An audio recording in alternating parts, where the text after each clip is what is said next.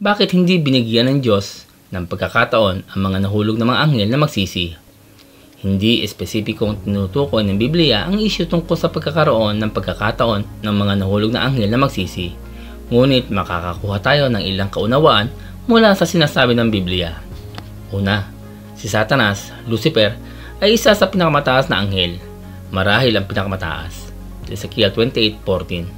Si Lucifer at ang lahat ng mga anghel ay patuloy na nasa harapan ng Diyos at may kaalaman sa kaluwalhatian ng Diyos.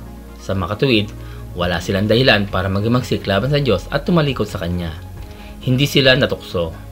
Si Lucifer at ang iba pang mga anghel ay nagimagsik laban sa Diyos sa kabila ng alam nilang may sukdulang kasamaan. Pangalawa, hindi naglaan ang Diyos ng plano ng pagtubos para sa mga anghel tulad ng ginawa niya para sa sangkatauhan. Ang pagkahulog ng sangkatauhan ay nangangailangan ng isang nagbabayad sa sakripisyo para sa kasalanan. At ibinigay ng Diyos ang haing iyon kay Jesucristo.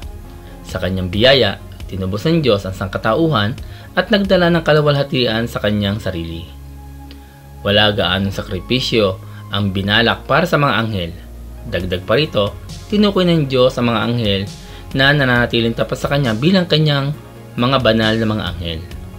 Unang Timoteo 5:21. Alam natin mula sa doktrina ng Biblia na walang makapaghihiwalay sa mga hinirang ng Diyos para sa kaligtasan ay maliligtas, at walang makapaghihiwalay sa kanila sa pag-ibig ng Diyos. Roma 8:38-39. Maliwanag, ang mga anghel na iyon na naghimagsik ay hindi mga hinirang na anghel ng Diyos.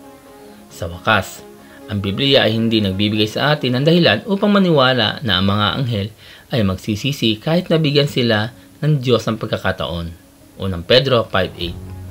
Ang mga nahulog na anghel ay tila ganap na nakatuon sa pagsalungat sa Diyos at sa pag-atake sa bayan ng Diyos.